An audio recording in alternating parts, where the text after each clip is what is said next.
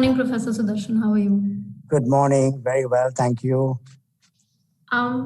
Okay, so I think a very, very good morning to one and all present, to the entire audience who's right now watching us.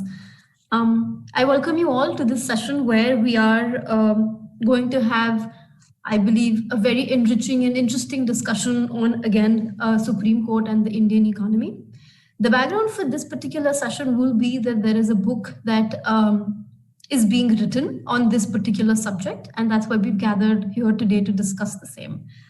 Before I talk a little bit about the context of the content and very briefly about the book for which we have gathered here today, let me just introduce the exemplar panel that we have amongst us right now. Let me start by, although I don't think the audience anymore requires an introduction, but Professor Dr. Raj Kumar, who is the founding Vice Chancellor of OP Jindal Global University, Mr. Pradeep Mehta, Secretary General, CUTS International, Professor Dr. Ashish Bharadwaj, who's the Dean of the Jindal School of Banking and Finance, and Professor R. Sudarshan, who is the Dean of Jindal School of Government and Public Policy. My name is Sakhi Shah, and I am truly excited and very, very delighted to be moderating this session amongst all of you. So thank you and welcome once again. In terms of setting the context, I think this entire two-day conference is very, very important right now, and it's very, very pressing, considering that due to COVID, before COVID, we are seeing the intersections of law and economics come to fore even more. We are understanding the importance of balancing lives and livelihoods, the importance of looking over at the economics side of it even more now. And so I think that this conference is very, very timely, and equally timely is, I think, the book which is being authored by Mr. Mehta on this panel with support from JGU. So I think that having closely worked and the research bit of the book, I can say that it has been a very, very enriching experience. We have, the book covers almost 5 to 6 cases where we are trying, where Mr. Mehta has tried to, map out the trajectory of how these decisions have come about and what has been the economic impact of these decisions. I think what the overarching narrative that is coming to the fore, like I said, because of the pandemic and even otherwise, has been that there needs to be a balance. There needs to be a very, very fine balance between economy and probably every other domain. Of course, that doesn't mean to say that, we have to overlook all of the other aspects, either it be the letter and the spirit of whatever law is in front of a particular bench, or it is social justice, public interest, environment. The debate isn't to put those things down. But I think one of the main reasons why we are having this debate in the first place is that since a very long time now, all of our attentions have been on the social environment aspects of things, which rightly so is very, very important, because we are going through, again, very, very unprecedented times with respect to climate change and emissions and environmental degradation. And of course, we need to fix that. But I think the reason we are here today is that because earlier, I think it was just economy. And now we are moving from that narrative to environment and social justice. And what we are failing to do is draw a link between these two. What we still continue to do is look at these domains and these particular aspects of our lives in silos. And I think which is why this session right now and the book is very, very timely and very, very important, because we are focusing on and we are talking about drawing a balance between all of these domains, which is exceptionally important. I think without me delving more into providing the narrative and setting the context, I think I'm going to now move to Mr. Mehta, considering that he is the author of this book. Mr. Mehta, I would like to start with you, and I think it'll be great if we can understand that what have been the motivations to write this book in the first place. Thank you, Sakhi. I've been a consumer activist and a public policy advocate since the last 40 years. So this is another milestone in my life. in the sense that something which we have always been worried about, as well as the concern that how does the judiciary come up in terms of the kind of adjudication it practices, and what would be the impact on the economy? Has it had the kind of the desirable impact on the economy?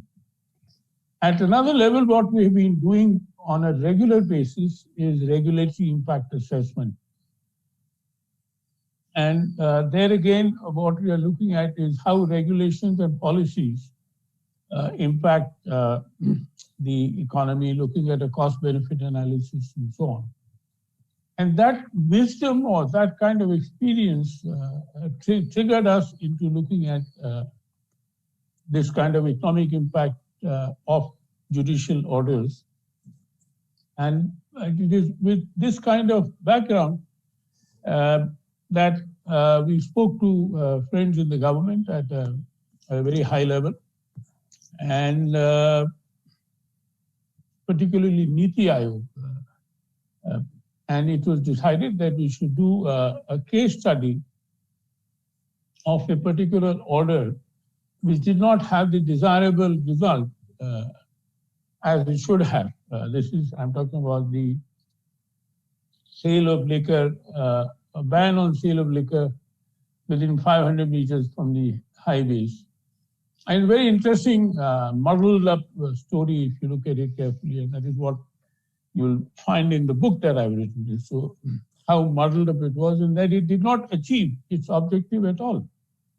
On the contrary, what it did do was to cause a huge loss to the industry, tourism, etc., job losses and so on. Now that particular learning that we could derive and led to a good debate even among the legal circles. And you have already heard from some of those people who are participating in the debate earlier during this conference, and you'll hear more about it as we come across. Now, as I said, if you look at the kind of career which I've led, and Sudarshan is a fellow traveler in that sense since last 35 years, 40 years, that he has been supporting us when he was with the Ford Foundation. How do you create a questioning culture? That has been the primary motive behind this particular journey that I've had. And that then therefore reflects in this kind of book also. And Shaki, as you rightly pointed out, the book will certainly have some reverberations and would lead to further discussions and debates. More importantly, when we analyze these cases, we did not question the legality of the orders as such. I mean, since courts are entitled to having their mind set in a particular order, what they argue, you may not agree with it, and there's a provision for appeal and revision and so on and so forth in the procedures of the matter. But what I'm looking at is, could there have been a better remedy? What could have been an alternate remedy? And in order to arrive at an alternate remedy, one can understand that judges may not have that kind of thinking or wherewithal mentally in order to think about alternate remedies. In many cases, we require more technical advice, either economic advice or financial advice or subject matter expertise as well. Now, when you look at road safety, for example, I mean, the case that I spoke about, there was already a committee established by the Supreme Court to look into road safety. And one of the muddled up things about the highway liquor ban case was that committee was not even referred to. I mean, the kind of continuity which was sort of lacking, which only showed as to, what is happening. And that committee has 2 road safety experts. In fact, one of them is an administrative expert, so that if that committee was consulted, The committee would have given the right advice to Supreme Court as to what is enforceable, what is not enforceable. And we did a lot of field work also in order to see that, to see what would have been the enforceability. It was impossible. Having said that, the learning from that particular case was what led to further work from Niti Aayog to look at 5 more case studies, 3 from Supreme Court and 2 of the National Green Tribunal, very famous ones. The Goa iron ore case, the Mopa airport case in Goa, the Sterlite copper case in Tuticorin, which is again in the news now because they're not allowed to reopen their oxygen plant, which is what is a dire need today. I mean, look at the kind of situation that we are now in. Now, when we started looking at all these cases, we found that there are alternate remedies which are available, and that could have been explored by the court before jumping into this.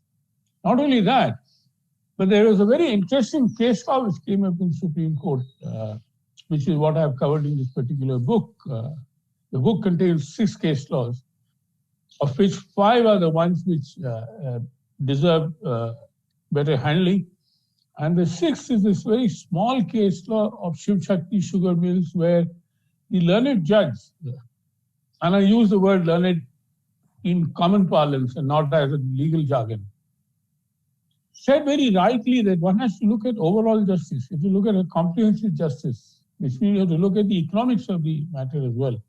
Unfortunately, that precedent which was set by that Justice Sareen and Justice Sapre in that division bench in the Shiv Shakti Sugar case, we thought would become a kind of a lodestar or a Justice Sikri. Justice Sikri it was. Yeah. Sikri, I'm sorry. What did I say? Sareen. Sorry. Yeah, Sikri. Yeah, of course. That unfortunately it did not sort of, how should I say, translate itself into the thinking of other judges that this could be done. And Justice Sikri very rightly in that case also pointed out that Article 142(1) of the Constitution of India allows the court to take a broader view. Of course, there are counter views to it as well. Mr. Mehta, if I just may, I think before we move on to the counter points of it, could I just request you to maybe conclude so that we can go on to further questions and then build? No. That was a very good case law which would have set the road. But we hope that the book would be able to raise the ante on the debate further than what has already happened. Thank you. Absolutely. Thank you, Mr. Mehta. I think I greatly agree with the fact that Shiv Shakti Sugars indeed was a very unique judgment in terms that the bench in that particular case did take into account the fact that we need to look at the economic side of it. But at the same time, I think Mr. Mehta also spoke about subsequently the other 5 cases that we at CUTS are currently studying. Interestingly, all of those 5 cases are environmental cases, and all of their decisions and judgments have come because the bench adjudicated that there were environmental harms which were being caused. My next question is to Professor Ashish Bharadwaj, where I think it'll be great if you could shed some light on what exactly does an economic analysis entail. And when you look at all of these case laws, for example, these 5 cases, either it be Sterlite, Mopa airport case, Goa iron mining or sand mining, so on and so forth, or even the ones which are covered in this book, how do you draw that balance between looking at economy and environment, or in economy and public justice and economy and the law, the letter and the spirit of the law? And a follow-up question to that, Mr. Bharadwaj, Professor Bharadwaj, that I have for you is also that how do we balance? And does that mean that economics will overrule all of these other aspects as well? Thank you, Sakhi. First of all, let me congratulate Mr. Mehta for the book. it really is it's a very brave and ambitious effort to make a real contribution in a field that's largely neglected in India. And this book certainly promises to change that. Let me address your question now. What exactly is law and economics? What does it entail?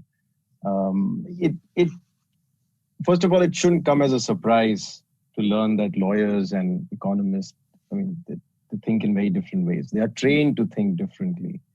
And as a matter of fact, the book is a fascinating example of how the academic rigor of this discipline, law and economics, is applied to the real world to understand consequences that are far-reaching in nature. So let me elaborate on that.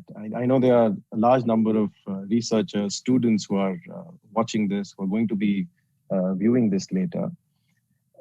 Lawyers typically begin with a dispute or a loss which has to be resolved. Right now, the approach focuses on the distributive issue of how to allocate or reallocate a given loss or harm between parties in the dispute.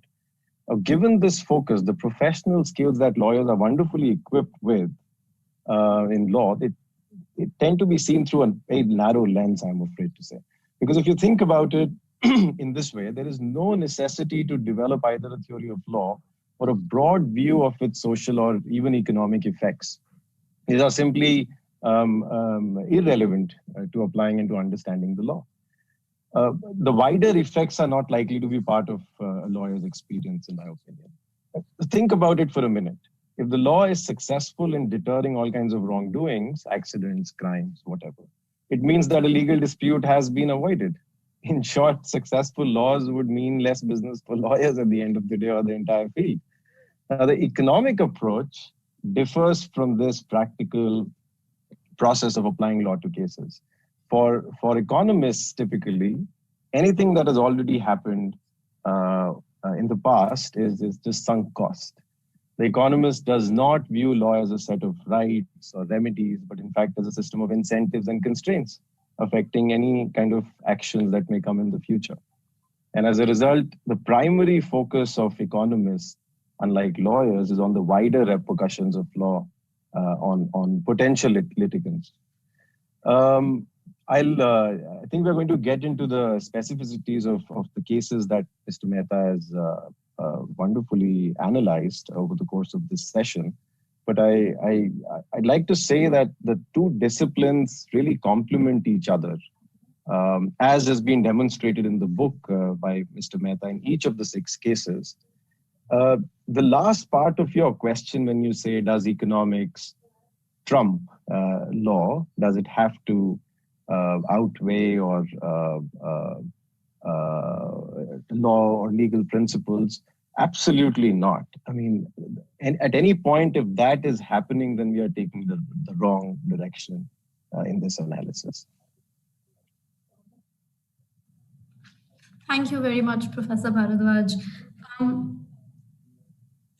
I think that the mere fact that both of these disciplines, law and economics, as Professor Bharadwaj, you rightly pointed, that their purposes and their aims are different, but at the same time, all of those purposes and aims, they do at one point, they do meet each other. There is a coherence between the purposes and the aims of both these domains. However, considering because they are so vastly different at the same time, I think the perspective of the judiciary has been, which we have seen over and over again in various debates, various articles, and with the way that the judiciary takes this entire law and economics approach to head, that it is beyond the mandate of the judiciary to do this. That it isn't in the mandate of the judiciary to look into the economic analysis of things, but rather stick to the facts and the evidence which is presented before the bench, stick to the letter of the law. With that, I think I will move on to my next question to Professor Raj, which is that what do you think are the main challenges, the main barriers which impair our judiciary to look into and undertake such analysis to undertake an economic analysis of their decisions? Do you think it is a lack of infrastructure, or do you think that there's genuinely a problem in not understanding the intersection between these domains? Because of course we understand that the judges which are sitting on the bench are not necessarily experts in economics. They're not necessarily experts in undertaking such analysis. So what are some of those key barriers, and how can we probably overcome those? Thank you, Saki, for that question. And I will join hands with Ashish and other colleagues from OPG Jindal Global University to congratulate Mr. Pradeep Mehta for really producing this book, and also Cuts International for taking leadership in addressing some of these issues. Saki, one of the things that I've realized over the course of the last several years interacting with both sitting and former judges of the Supreme Court of India and also other high courts is that there is something to be said about, legal and judicial responses to visible forms of injustice and invisible forms of injustice. And visible forms of injustices are easier to respond, and their comfort zone is that. So, for example, if you look at the growth and evolution of public interest litigation, as well as human rights elements of a whole range of invoking constitutional jurisdiction, the courts have been quite active in responding to more visible forms of injustice, where their training and their knowledge of law and expertise and skills, there's a comfort zone to it. But the moment you enter into areas such as economics, for example, even when there are what I would call invisible forms of injustice, where the nature of analysis expects a far greater and a deeper and a more nuanced approach to its evaluation and examination, the courts simply do not have the capacity to pursue that. And in that process, what ends up happening is that most of the time they are actually left with the dominant voice of the executive, which has its own, let's say, biases and prejudices. Even arguably the public and civil society discourse, which at times dominates as well. Those in the cacophony of the discourse that happens in many of these matters, and 2G and 3G and coal block are very good examples. Courts are hugely, let's say, disabled when it comes to having a more nuanced understanding of it. So I strongly believe that I think the economic dimensions towards adjudication need to be brought to bear at a very early stage of legal education training, which we do in law schools. But equally important is what we end up doing in state judicial academies as well as the national judicial academies, that more and more expertise need to be developed within those institutions. And unfortunately, there also, I must say that more of the same is happening, as opposed to people coming from very different disciplines. Typically, a large number of judges themselves go and train other judges. I think while there is a case for that to be done, there's a lot more need for economists and sociologists and anthropologists and political scientists and others to constantly be engaging with the judges. The third thing, which I think is something that we need to also recognize, and this is a very unfortunate aspect, is that we have seen a huge, if I look at in the criminal justice world, we have seen two trends in the last 3 decades. We have seen criminalization of politics, and we have seen politicization of crime, both of which has affected the ability to protect the rule of law. In the world of law and economics, we have also seen, politicization of judicial decision-making, and also politicization of, economic decision-making. And both these things have adversely impacted the ability of independent institutions such as the court to respond to it. So in many ways, if you look at these cases, the biggest reliance that the Supreme Court actually has is largely to Article 14 and the use of arbitrariness, almost arbitrarily using arbitrariness. And so this now, the arbitrarily using the doctrine of arbitrariness has a deleterious impact on very many aspects of the economy, and that is exactly what has happened in a number of cases. So I think we need to bring in expertise. In fact, we just had a very interesting discussions with the 3 former judges, Supreme Court of India, a few minutes ago. And one of the things that emerged out of the discussion was all of them were in consensus that we need to have more, but most of them were not sure how to bring that expertise in. And we really need to address that question. To what extent? We are far away from the French Constitutional Court and maybe other courts in the world where non-lawyers could be judges. We even have a much lesser, not that lawyers have, by the way, expertise in this actually. So Competition Commission is one of the fewer examples, and the National Green Tribunal is another example where adjudicatory bodies have had people who are not trained in law to be part of the decision-making process. We really need to evolve a system whereby other disciplines, including law, including economics, play a very substantive role in the adjudicatory process. Thank you. Thank you very much, Professor Raj. I think you've raised some exceptionally great points, which is going to make it very easy for me to move on to my next question to Professor Sudarshan. Professor, I think Professor Raj very, very appropriately and very succinctly put it that we need more expertise. We need more diverse fields to come together. We need more people learning and reskilling and upskilling with respect to these various domains and various fields of whether it be law or economics or so on and so forth. Professor Sudarshan, do you think that making economics as a subject, a mandated subject for law students, and I don't mean it only the microeconomics, which I think most of the 5-year courses do offer in the first semester for 3 months, but I mean in terms of looking at the economics of probably all of the laws that you learn, whether it be competition law, whether it be corporate law, whether it be civil law, tort law, contract law, so on and so forth. Do you think there is a need to mandatorily imbibe economics in the coursework of law schools? And secondly, do you also think that it is equally important for other domains such as students of economics or students of other social sciences or even engineering or mathematicians for that matter? Is it equally important for those domains to also teach law to ensure that we can have a holistic interpretation and intersection between these domains? Thank you, Saki. The general point is that all education should be much more interdisciplinary than it has been. Over a long period of time, different disciplines have placed themselves in silos. And it's like then the fable of the blind men looking at the elephant and touching one part and inferring from that what the rest of the elephant would look like.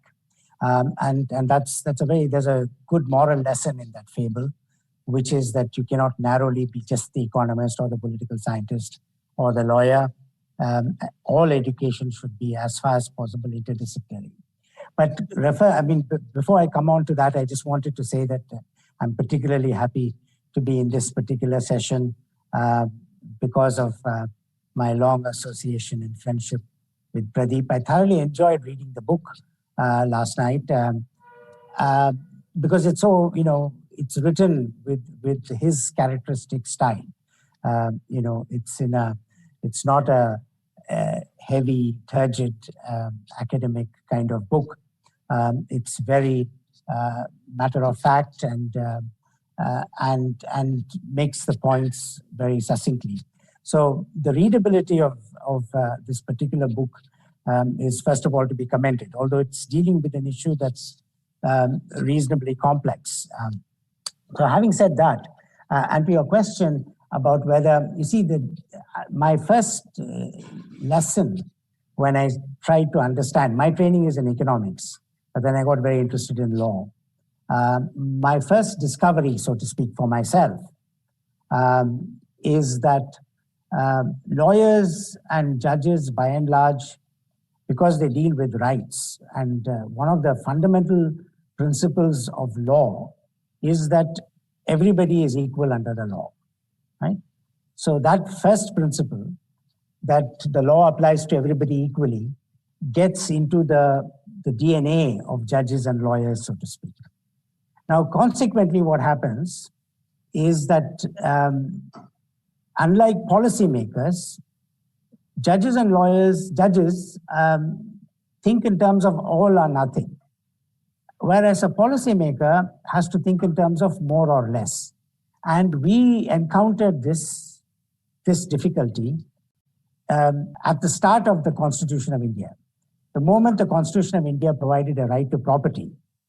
Now, even when the right to property was being inserted into the Constitution, all members of the Constituent Assembly, barring one or two, who were themselves zamindars, had agreed that zamindari abolition is necessary, that these big landlords who had vast estates like Maharaja Kameshwar Singh of Dharbhanga, their estate should be taken over by the government, expropriated actually, for no compensation or a token compensation, and that land should be redistributed to tenants who are actually tilling the land, and this is fairness. Moreover, there were compradors with the British; they did not support the nationalist movement, and so on. Now, the first thing that happens after the Constitution comes into force is the judges say there is a right to property. And this right to property applies to everybody, whether it is the humble man in his hut, or whether it is the Maharaja Kameshwar Singh of Dharbhanga. They all have the right to property, and the right to property in effect means that you must, when the state takes it for a public purpose, let's say redistributing it to tenants is a public purpose, it ought to pay a fair equivalent or compensation. Now, everyone understood before the right to property was inserted in the Constitution that there would be an exception for the sake of the zamindars. And in fact, the zamindari abolition laws in many states had been passed before the Constitution came into force. And there is a reference to those laws in the right to property as it was originally drafted in the Constitution. But still, the judges, being judges, say, well, I can't understand why we should make a distinction. Everyone has the same. Now, if they only thought about how income tax is structured, tax rates are higher for those with larger incomes and lower with smaller incomes. And the line that you draw between 100,000 and 500,000 and the tax rate is completely arbitrary. It could be something else, right? Now, somehow that's been internalized and accepted. But when they are asked to adjudicate, they tend to. Now, let me give you a very recent example, which in the second edition of Pradeep Mehta's book, we should discuss. And this is a recent judgment on the 21st of March regarding a moratorium on interest payments because of the COVID crisis, right? The RBI and the government of India declared that there would be, that people with loans to banks needn't pay interest for a certain period of time. They would have to pay interest, but later. The interest payment was deferred, right? And many of these people in a public interest litigation case, and this is not the kind of public interest litigation that we originally know that was created by Justice Krishna Iyer and Justice Bhagwati. That was meant for, the really voiceless underdogs in our country, the underprivileged. Anyway, this came as a case with a public interest label to the court saying that, it's so difficult that all interest should be waived. And the period of waiver must be extended, and so on. So in a remarkable judgment, M.R. Shah writes this judgment. He quotes a number of precedents of the Supreme Court in a number of cases, including the Narmada Bachao Andolan case. But the court says it's not our business to interfere with economic policy. We don't understand economics. We don't understand the financial implications of extending the moratorium or canceling interest rates and so on. These are all in the domain of the courts, or in the domain of policymakers, and we will not overturn what they do. So they refused all of these requests. But being judges, and judges thinking in terms of all or nothing, what do? The Reserve Bank regulation said that this moratorium on interest payments would apply to loans that are of a value of 2 crores, I think. And this means it's meant to help retail businesses, small businesses, medium and small scale enterprises. And the court then says, after having held forth on why they shouldn't interfere with what the government had decided, they say, no, why is this limit there? What is the rationale for this limit of loans of 2 crores? Suppose somebody had taken a loan of 5 crores and had paid up, but they now had 1 crore left. Why don't you give them a moratorium on that 1 crore? Just because the original loan was 5 crores doesn't mean they're not in difficulty now today because of COVID. So we don't understand the rationale of making a distinction between those with loans of 2 crores and those with higher loans. Therefore, all loans would have the benefit of this moratorium. Now, isn't that making policy? Right? Quite unconsciously, even after having recited at great length many judgments saying they should not enter the policy-making arena, they don't know the financial implication. What's the financial implication of this decision? It more than doubles what the government of India would have to underwrite if the party concerned in that loan is unable to repay that, right? So eventually when the moratorium ends. So this is what I mean. There is, first of all, it's important not what you teach, whether it's economics or sociology or politics. It's about how you approach your profession and your job. And if you remain fixated in this business of all or nothing, and this is an instance, very interesting instance, because a judge who's conscious that they must not interfere with policy, nonetheless can't resist coming up with a verdict that has policy implications and revenue implications for the government. So this attitude needs to be changed. So I'm not saying that you should learn economics. I mean, you need to have common sense.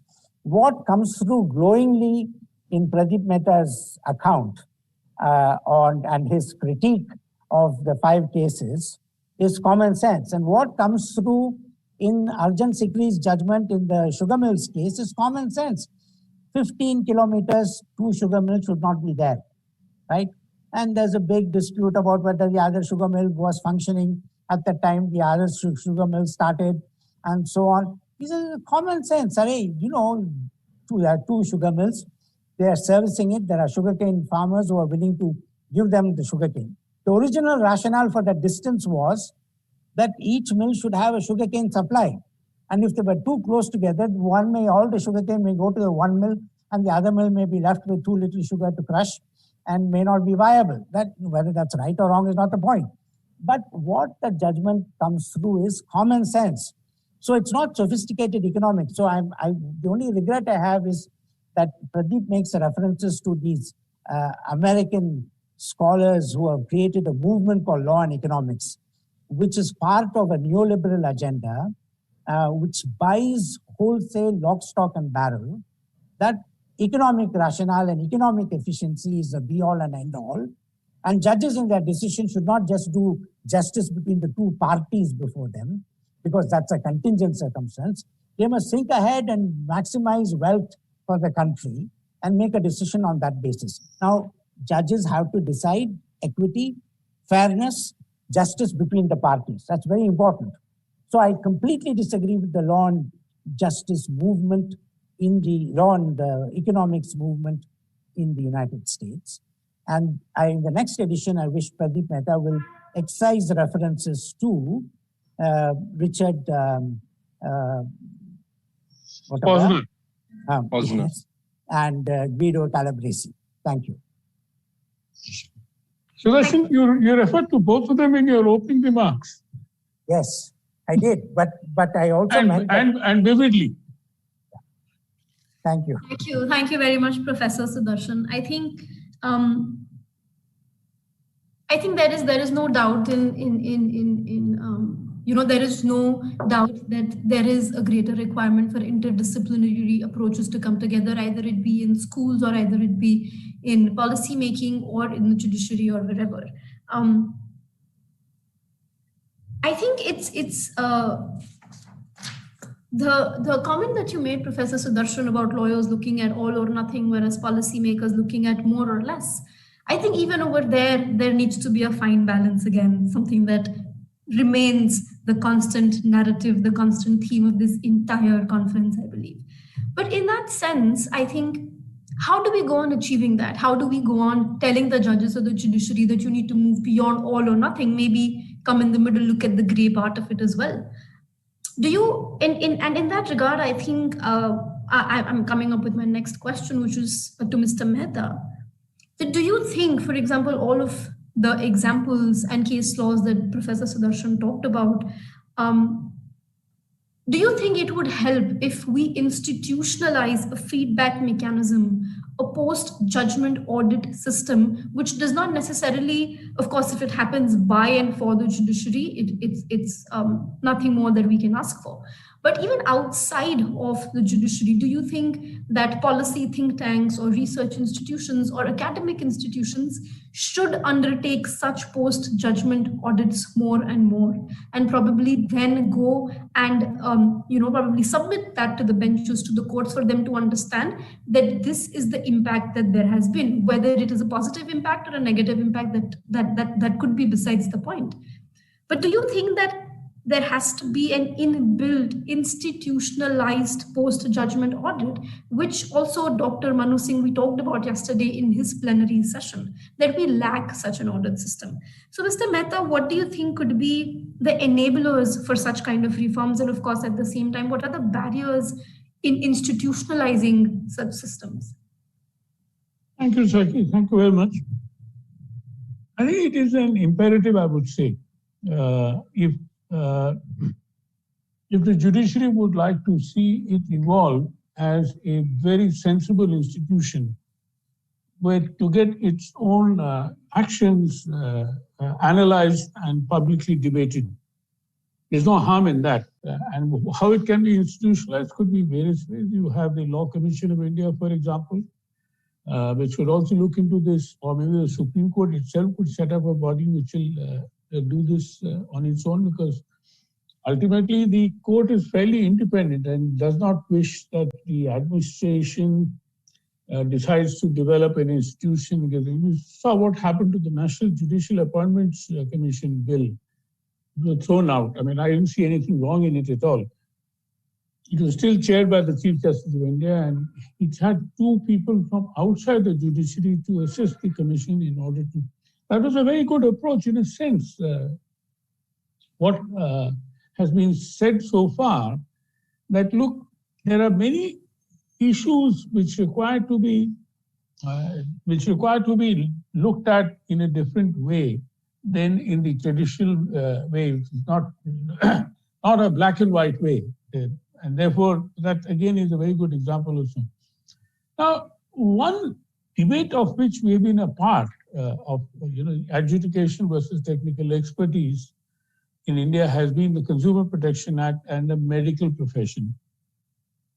And they've been asked, they're saying the same thing. If you remember, there was a time when the medical profession argued against the application of Consumer Protection Act to the services, which of course Supreme Court struck down and so on and so forth. But the questions again was, look, the fora do not have a doctor on board. You don't have to have a doctor. You don't have to have any expert in any matter. It's the court which has to ask an expert to come and lead evidence, and then decide on that particular basis as to what is the best way forward. So, Sudarshan, the point which you made, and you made two contradictory points. One is that commonsensical, yes, but interdisciplinary would not work at all. It would not work. I mean, you can't expect a lawyer or a law professional to learn economics.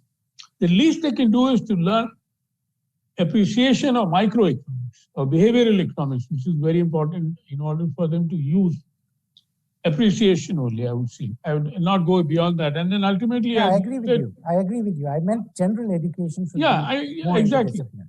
No, I'll give you another example of, there's a very big loophole that I discovered the other day. That the medical course does not teach anything about medical safety laws, the Prevention of Food Adulteration Act or Drugs and Magic Remedies Act, etc., etc. And the same doctor, as the chief medical health officer per district, is also required to administer these laws. Yeah. But we were never taught this in our course. For example, there could be many such anomalies we can come across. So my answer to them is the same. I say, look, you are supposed to have a food safety expert with you. You need not know the particular laws yourself, but commonsensically you can understand when the law says that, look, adulteration is, this is an adulterant and this is not an adulterant, or whatever it is. So actually, Pradeep, I want to just quickly add that, well, I do agree on that point that you don't need the knowledge of economics in its profound manner, but you need sufficient individual and institutional humility to recognize that you need to go to others, including experts, to come back to you with a report or whatever that will help you inform the decision-making process. I, for one, strongly believe that both the coal block judgment and the 2G and other judgments would have been vastly different if such a study was commissioned by the court with a bunch of economists to come back to them that the economic implications of this whole thing, that to inform the decision-making process. And that requires not so much knowledge of economics, but a recognition that to make a judgment of this kind, you need to apply some thinking that goes beyond law. Raj, I agree with you 1000%, if there is a word called 1000%. The point is that I agree with you wholeheartedly. And whatever you have said is something which is what I was also saying in some other words, not as sophisticated as your language. But the fact is that, and Sudarshan rightly said, that it's a common sense that you have to use in many of these issues. We cannot look at the rule of law. And one thing which was said in my opening remarks as well, the inauguration, competition law is one great teacher which teaches you about rule of reason rather than rule of law alone. So there are laws which are designed and drafted in a manner where rule of reason is important. Now, when you look at rule of reason, the kind of parameters which have been prescribed in the Competition Act, they require an economic analysis. Perforce, they require an economic analysis. It cannot be done by lawyers or by the court which is sitting, or the bench which is sitting there. So what I'm only trying to say is this, that we have to be careful about this, that there should be regular orientation of judges. Now, particularly, Raj, now that we have these commercial courts. Commercial courts will deal with all disputes straddling law and economics, whether it's auctions or contracts or Sale of Goods Act or what have you. So therefore, those judges particularly should have a little better understanding about economics than what they have today. So what we have to look at is the future, as well as to where is it that we should do. And this is what we have said, I have said in my book as well, that we require these kind of changes to come in. And of course, just to conclude, Sakhi, the question which you said, a ex-post audit is always helpful in any situation. You do post-mortem, don't you, of a dead body? Why do you do a post-mortem? In order to ensure that the cause of death has been established to be the right cause and not any other thing which may have happened.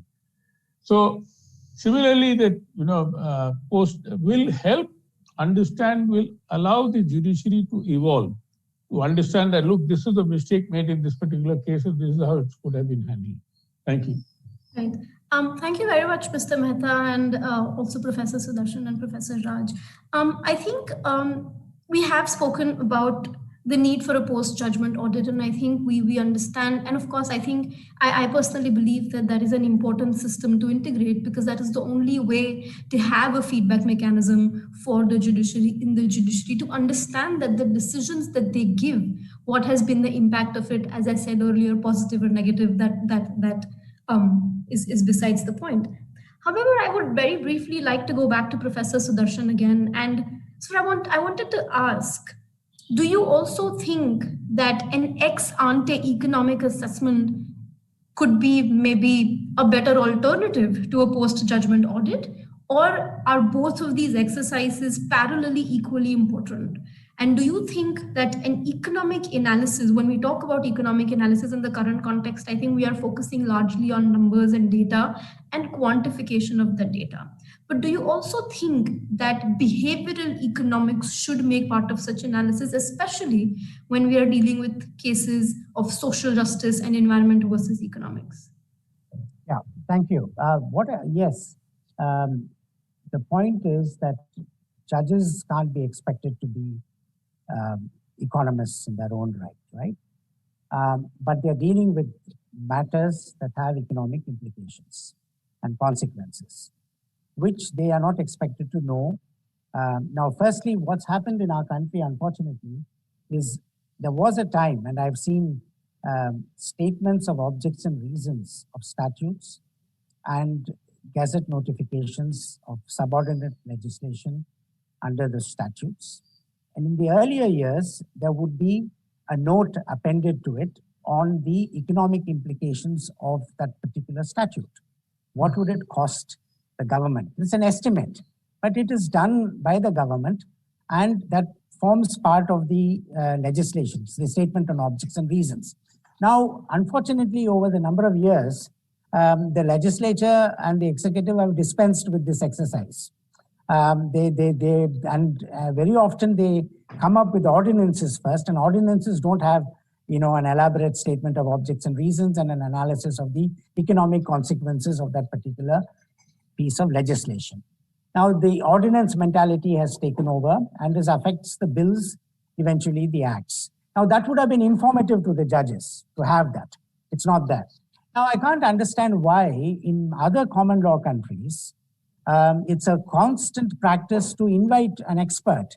In fact, my classmate from Delhi School of Economics is a very wealthy person in California today, because he appears as an expert witness in matters related to telecom.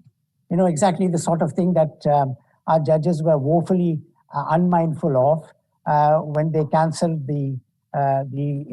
and said auction ought to have been followed. Even though in the judgment, they write about auction not being the only one and they are not the best judges of it, but they never consulted an expert. They don't invite an expert to give testimony to the court. Now, it's in the case of public interest litigation, when Bhagwati and Krishna had started it, they appointed commissioners who were knowledgeable people, who had experience. Go and find out what is the circumstance with child labor in in Mirzapur district or bonded labor in Mehrauli. They did that for those cases. But when it comes to cases like the 2G case or the coal block case, which is quite complex and sophisticated, with a number of complex issues, a number of different players differently situated. Now, normally, judges should be very good at looking at individual parties and doing justice unto them. But in these cases, they kind of clubbed everyone together. And, for instance, they imposed a unit, which means that their integrity is assured. The concern we have with expertise appearing in a court is, are they in the pay of one party or the other? Are they doctoring their so-called advice to the court because they've been paid by one or the other parties? But if you have a culture where there's professional sanction of integrity, that is, somebody says so-and-so is a cardiologist, well-trained, knows what cardiology is or what dentistry is, there are certifying institutions. Similarly, in many areas of economics, we could have this kind of a certification process so that those people are called upon to give advice to the court. So ex ante is very important. Ex post is for the education of judges, for them to feel guilty, really, about the enormous consequences they have unmindfully imposed on the larger polity and the community. Thank you, Professor Sudarshan. I think very quickly now I'm going to move to Professor Bharadwaj and take on from Professor Sudarshan's comments, especially with respect to the coal block allocation case and the need for experts and the need for the courts to, call upon more experts or maybe create expert committees for that matter. Professor Bharadwaj, do you think, especially in the coal block allocation case, that things could have been probably done differently? And what do you think that when we, let's say, when the court constitutes an expert committee, how should, even by the committee, an economic analysis should be done? What do you envisage that these expert committees, how will they analyze these decisions? And a follow-up that I have very briefly for that is also that we have a very, very grave problem of pendency and backlog in our courts. And we have seen more often than not that when the creation and the introduction of such expert committees probably prolongs these processes as well. So how do we ensure that the pendency goes down, the judicial decision-making process is faster, but at the same time, we're also able to engage with experts? Thanks, Saki. Very important question that really requires a comprehensive response, because out of the 6 decisions that have been analyzed in detail in the book, I believe the oldest one is the coal decision, which simply means that there's more data available now on how it impacted, what exactly did it impact, and in what ways.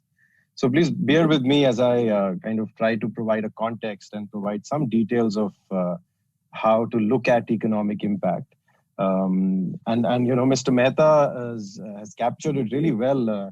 The way he has analyzed this particular case, it gives us insights into how, if you use reliable data and a nuanced economic reasoning, or as Professor Sudarshan says, the logic, common sense, it really provides you with a very different picture than what is captured by either the court or the media. So if you recall, just before COVID struck, the biggest worry for the government of India was the out of control fiscal deficit, if you recall. And it was being caused by slippages at the state level because states had waived farm loans. They had pumped a lot of money to rescue bankrupt state electricity boards. And this led to piling up of a lot of excessive debt. Now, the result was that the combined fiscal deficit of both the center and the state, which is a figure which economists very closely look at, reached, and I remember very clearly, a dangerous 8% of GDP. The question is, how did we get here? The reasoning, in my understanding, is the failure to complete existing projects on time due to cutting off of the entire supply of raw materials forced so many industries, so many firms in heavy industry to resort to lending. This happened between 2015 and 2018, and there's data available for this. Now, remember, this lending that I'm talking about is to cover operational losses. This lending is not to fund capital expenditure for any new projects or expansion of projects. You're trying to cover your losses by borrowing more. So owners of these distressed assets, including those in energy sector, steel, power, and so many others in heavy industries, they had zero to uncertain fuel supplies left as raw material. So the last resort was, and in some ways it continues to be, to contract with commercial coal suppliers abroad to revive domestic projects in India and stay afloat from the risk of liquidation. And this is where I think your question now kicks in, that this started with the decision that came out in 2014, cancelling and arbitrarily, in my opinion, more than 200 coal blocks, not just in the private sector, but also government-owned blocks that were allocated not just from 2004 or 2010, but since 1993. And relying on an erroneous figure, I don't remember exactly, but around more than 200 lakh crores, which was cited as notional loss. And this is what the media captured. The book and the chapter particularly that Mr. Mehta has on the case capture some of these details quite comprehensively. Saki, I use the word erroneous in this figure, this notional loss figure with responsibility. I've even written about it.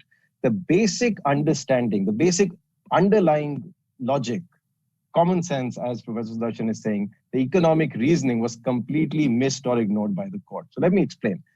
The report that the court relied on, from CAG, it had a figure that was calculated, simple economics, deducting the cost of mining from the price of coal. Right? That's how we get to the outcome, revenues or losses. Now, this was not just any price. The price that was taken was the price which Coal India, PSU, receives. The price of coal, by the way, is neither constant over time nor across firms that are operating in the same country, in the same industry. And that massively affected the calculations. It's just astounding that CAG ignored the basic concept of net present value. I mean, we learn it in school and then in first year in college, which is the simplest method of calculating return on investment, which is made over a period of time. Now, there were two more assumptions taken in the report, which just turned everything upside down, that were completely flawed and they turned out to be blunders eventually. Which is what I meant when I said it's the oldest decision captured in the book, so we have more data now. It was assumed that the quality of the coal remains the same, and Mr. Mehta has captured it wonderfully. And not just the quality, the cost of mining also remains the same in the industry. Completely flawed assumption, both are incorrect. There are 7 quality or grades of coal that are found everywhere in the world. In India, we have the 2 lowest grades, the worst quality possible, which means that when you start mining it, you need to invest a lot of money to make sure it reaches to a certain level before you can, generate electricity or do anything out of it. So this is what I think was missed or the court kind of overlooked in pronouncing that decision. Your second question, which is about the real economic impact of the decision, is still unanswered. So let me take a minute or 2 minutes to answer what was the impact of that decision in 2014. You see, soon after the decision, there was an excessive and artificial shortage of coal because of the dependency that the entire economy has on this raw material. Now, this led to a major crisis of non-performing assets. Now, basic economics tells us that rising NPAs, non-performing assets, are always a reflection of an underlying systemic problem. It's a means you use, you base your reasoning on to get to the real end of the problem. The heavy industries, including power sector, has an almost automatic ripple effect on the banking system. Because if you are not operating plants, they won't be servicing debt, period. And it's true for all heavy industries because the sunk costs they have to incur are enormous, unlike any other industry. And the repayment of debt can only start after you commercially start your operations. Now, if you remember, NPAs were also headlines for several weeks in 2019. The late Finance Minister Arun Jaitley was kind of very vocal about his views back then. Even our largest bank, State Bank of India, had a massive exposure to the power sector that was hit by the same judgment in 2014. So this is about the industry. What about the other key stakeholders that are relevant in the economy? The decision even resulted in households carrying the burden of higher electricity prices. The state lost income tax revenues from the cancelled coal blocks, which could have contributed immensely to all kinds of state spending, including social sectors. On the contrary, the government ended up paying heavy import bills from coal from all around the world, including Australia, Middle East, Africa, which increased the trade deficit. It continues to be dismal even today. Finally, several small firms, incumbent firms in the industry, were wiped out, eliminated from the entire economy, from the entire sector, which has implications for market competition. Reduced number of firms is not healthy for competition in a market, and the impact is going to be felt by consumers. It's competition law 101.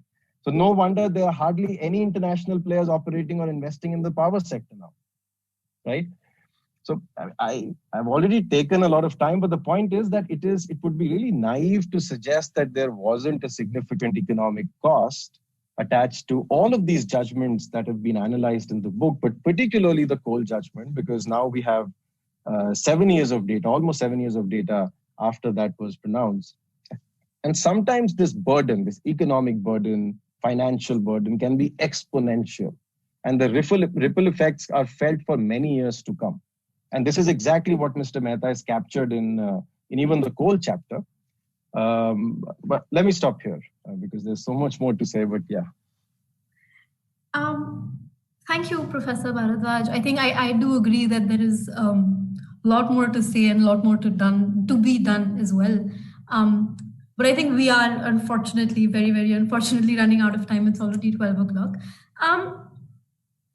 Before I move on to my last question for Professor Raj, I did want to pose a question to everyone in the panel, whoever wants to take it up, or probably if everyone wants to take it up, which comes from the fact that very aptly, Professor Bharadwaj, you said that there is a very, very obvious and a very big ripple effect that these decisions have, which is why when we talk about doing these kinds of analysis, we say that it is important so that we move beyond just the parties to the case. Either it be economics, either it be environment, the end is still the people.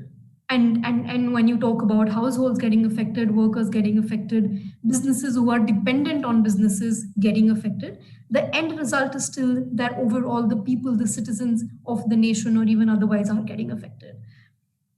So I just broadly putting a question out there that whether it be economy, it be environment, it be any other domain, how important is it and how can the judiciary undertake such analysis with the purpose and the aim of reaching the people? Anyone who would like to take it up? It would be great to get Mr. Mehta's thoughts also on this. But Raj, please go ahead. No, I was just saying that, Saki, the first principles are obviously important, which is the fact that ultimately every institution has its own mandate. And the judiciary, when it does what it does, it is expected to look at, the relevant laws and the facts and respond to it.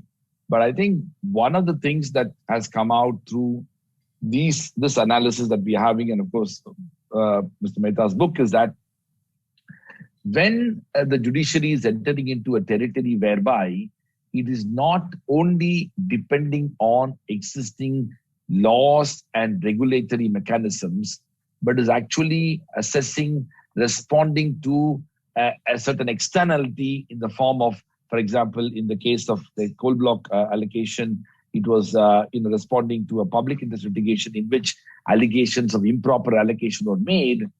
In those matters, particularly, as opposed to certain other matters, the decision of en masse cancellation of any kind, before it does, it needs to enter into an economic analysis. This should become part of an institutional responsibility. And that's where I think what Shiv Shakti Mills has precisely done is basically to bring home the point to the judges that when you are making decisions regarding these matters, you need to go beyond the law alone, because many a time the response you're going to fashion may not only be limited by law. And I do recognize quite consciously that this expertise, while it may be available with some judges, it is unfortunately, it may not be available to other judges as well. But we also need to recognize there's something else that we haven't talked about it, which is that it is also possible, and I think judges need to recognize that there is a whole range of politics that is in play. And willy-nilly, judges on many such matters become participant to it.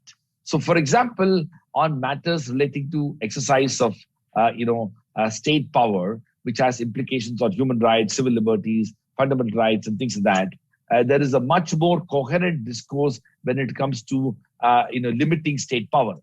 But when we are discussing and adjudicating matters in which the state has exercised powers to provide certain resources to parties, be it public or private, and that decision is being challenged for whatever reasons, the final outcome of the decision has to be more consciously and in a more nuanced manner adopted, precisely because of the fact that there is a potential political angle to it. And of course, we have debated for a very long time whether judges are addressing political questions. And judges cannot be naive to think that they were willy-nilly put into a situation where they were not expected to be mindful of the politics behind it. But of course, they end up being part of that political process. And hence, it's important for them to do that analysis that stretches them to go into areas of economics.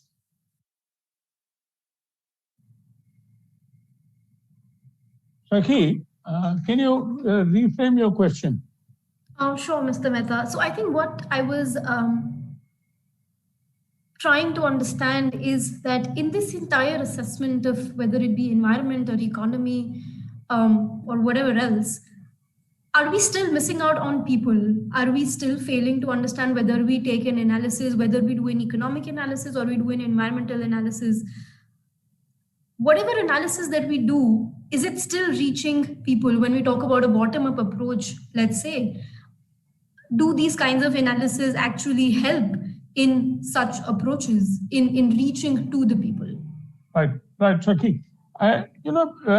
We have an ideal case study on this particular point which Sakhi raised, Sakhi, with which you have been involved also. The Sterlite Copper case in Tuticorin, for example. If people have lost the confidence that the state will not be able to do what it is supposed to do to prevent that pollution, and as a consequence of that, there was a protest and a lot of people died out of firing, etc. So you have, in a sense, lost the whole game. Even if today Sterlite Copper decides that they will follow all the norms which are required, to build up that faith among the people in this kind of situation would be difficult. Now, that is a case study of an example of where a community is affected. Let us look at Bhopal gas tragedy, for example. Now, who's going to trust Union Carbide any longer? I mean, what happened was the world's biggest industrial disaster. Now, you don't require an economic analysis to show as to there was sheer negligence in that particular aspect, in the sense that how gas leakage could take place due to some fitters, carelessness, and so on. So one has to understand and distinguish between these kind of cases to understand that people will only have faith on what they can see or feel as palpable, rather than coal block allocation case. Now, people are not directly connected with it at all, except for people who are living in those areas whose jobs would have been affected. That is certainly a downside in the sense that the mining labor who would have been affected if the mines had been closed down. But beyond that periphery, there would have been no impact felt by people as such. Perhaps, and so on. And in terms of power plants, they anyway imported coal and ensured that the power plants were continued to generate and so on.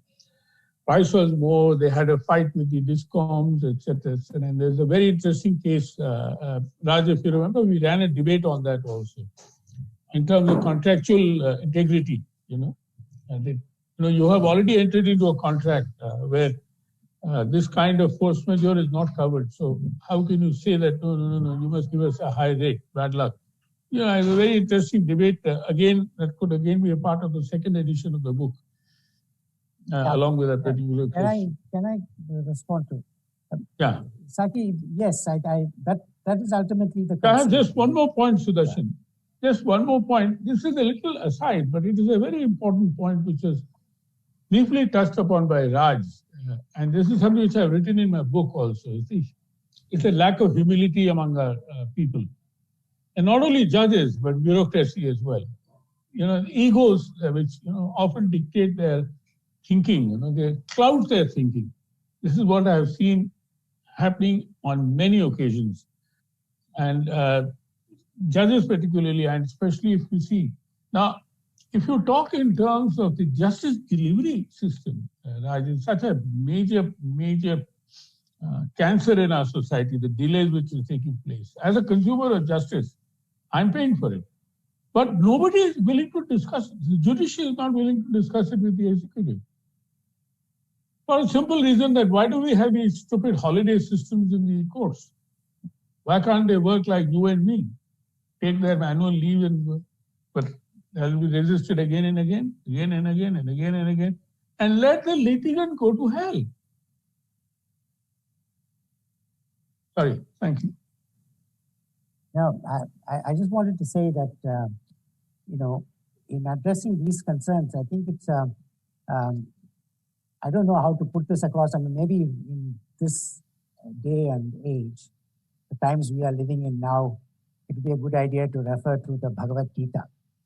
The argument there is, Arjuna is like an economist. He's a consequentialist. He says, only death and destruction will come from this war. And so I will not fight it. And Krishna is the deontologist. He says, consequences are none of your business. Don't worry about them. Nishkama karma. The right thing for you to do is fight. You're a Kshatriya. That is your duty. That is your dharma. So in all of these issues, we have a tension always between what is the right thing to do and what is it that would be a good thing to do. And the right and the good don't necessarily go together often. And when they say common sense, it means being able to make that distinction. For instance, in the Narmada Sagar case and the number of judgments of the Supreme Court, they felt that 3 million people in downstream with the dams in Saurashtra, drought-affected districts benefiting is important. And so displacing 200,000 people to help 3 million people is all right. Now, the same Supreme Court, is not, the Supreme Court is never the same, it's multiple courts. That's one other problem, 13 courts, we should say. In the bauxite Nyamgiri case, Vedanta, they said it's a sacred grove of the tribals, the Khon tribals. And unless every one of those villages votes and says they don't have an objection to the mining, you can't have the mine. Now here, of course, if you looked at it from an economic analysis point of view, all of these tribals who really want a better life. I mean, they don't want to be, we assume that it's nice and romantic that they are pristine and live in the forests and have their way of life and so on. But actually their children have aspirations. They want to be like anybody else. And if the mine had started, more jobs would have been created. The economic analysis would have said that mine should be permitted to work. But in that case, the court was mindful that it is not right to interfere and take away something that is sacred to a set of people, right? So there, it's a question of judgment. That's what I mean. In all of these decisions, you have to say, so economic analysis is important, but you have to use judgment as to when you must be guided by the economic consequences and when you should uphold what is the right thing to do. Thank you very much, Professor Sudarshan. I think we are running out of time and we do have a couple of questions from the audience as well. So I think I'm just quickly going to flag one or two questions which I think will very nicely probably mold this entire discourse and discussion that we've been having till now. I would like to start with Professor Raj. Professor Raj, one of the questions that is being asked, probably it's more of a suggestion actually, which leads to a question, is that should courts have departments, or should courts have like specific people or committees, or let's just say departments for economic affairs, which are headed by experts whose job should be to assist the court whenever required? Could this suggestion become fruitful, or do you envisage grave barriers or challenges? Well, Saki, we don't need that. I mean, I'm not in favor of having, because already I think one of the big challenges courts are facing in India, as you know, 30% of judges are, the vacancies are not filled in the high courts, and courts are over, our judges are, in terms of the capacity, there are, 3.4. Yesterday, Abhishek was saying that now the cases pending are over 4.1 crores.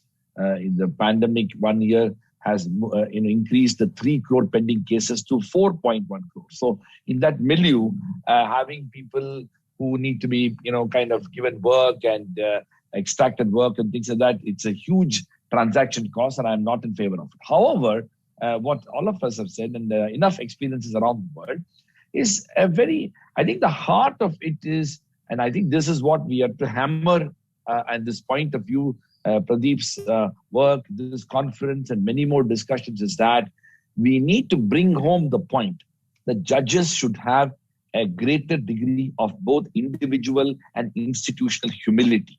They need to recognize and appreciate that a lot of matters that come before them require expertise that may not be available internally, and they have vast, institutional capacities and credibility to seek out to and other people's work. And I think particularly academics, but also non-governmental organizations, think tanks, research institutions, other agencies, to actually commission studies and even expert testimonies, witnesses. Those things should become much more common. I mean, frankly speaking, I'm very frustrated by the fact that even when amicus curiae is appointed, it's mostly another fellow lawyers. So the judiciary as an institution is having great discomfiture to come out of its comfort zone to interact with people, anybody outside the law.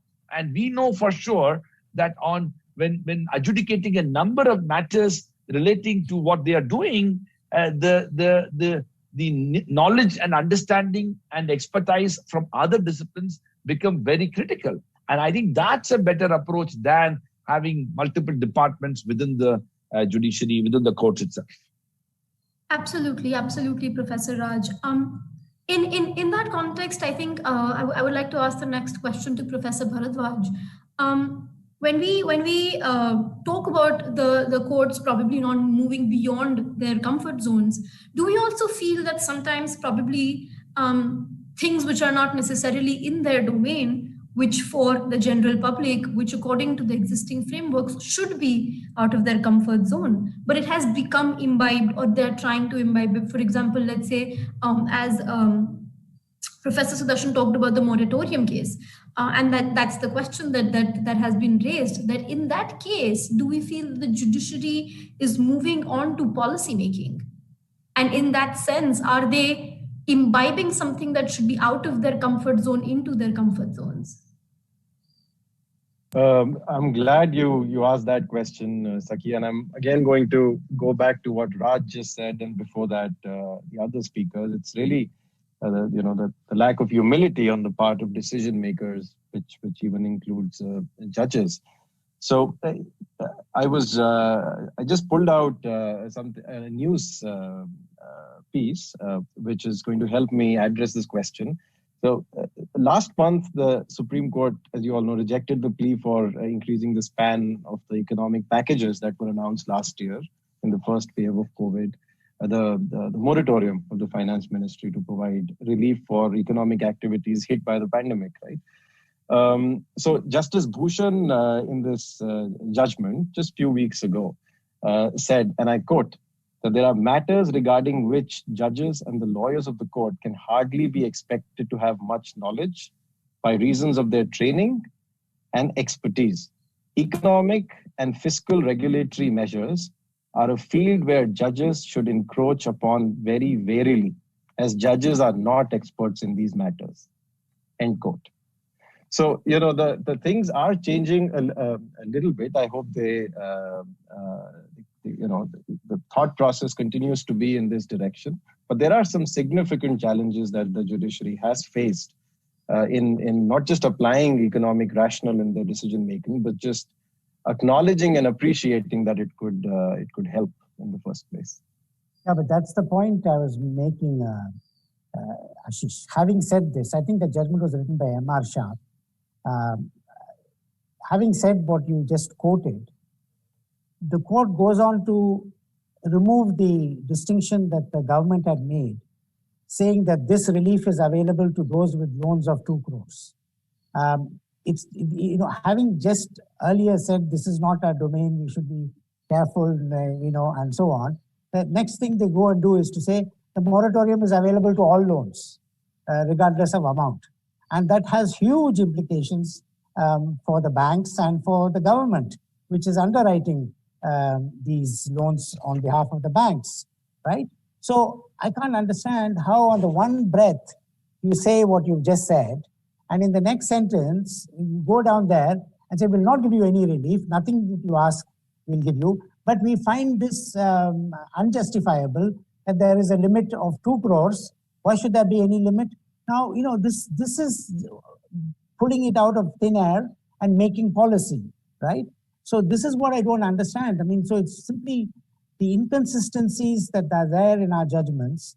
We just assume that somehow a judgment is well-rounded and well-reasoned and so on. But quality of judgments is something we should worry about. I think increasingly over time, whenever we say, oh, the good old days, things were so much better, I always think that, no, that cannot be true because the athletes are setting new records, everyone is looking more beautiful nowadays, and so on. But quality of judgments in our Supreme Court has undoubtedly declined. And there must be something about more rigor to how they handle the job. We have some very bad judges. Absolutely, I fully agree with you. So I guess on that point, I'm going to pose my second last question, which I think again is open to the floor. And I'm picking on this question, I'm framing this question picking on the last bit that Professor Sudarshan just talked about, that the quality of the judgments is something which is very, very important. In that regard, lately there has been a lot of discourse and discussion about using technology in judicial decision-making processes, whether it be in drafting or research, whatever it might be. How useful do we think that will be, the usage of technology in the judicial decision-making process? Also, do we think that the judiciary will be open to using technology, given that there are a lot of fears with respect to automation, and there's a lot of discourse which goes around saying that automation is going to take away jobs and it's going to displace humans? Is that a fear which is going to hinder us or stop us from accepting technology in the judicial decision-making process? And also, can we rely solely on technology to address such systemic issues or to address the lack of quality issues? Anyone? That sounds like a topic of another book, but please go ahead, Professor Sudarshan. Yeah, no, I wanted to say, you see, all the noble professions have a problem. By that, I mean universities and faculty, doctors, medicine, and the law. These are considered noble professions.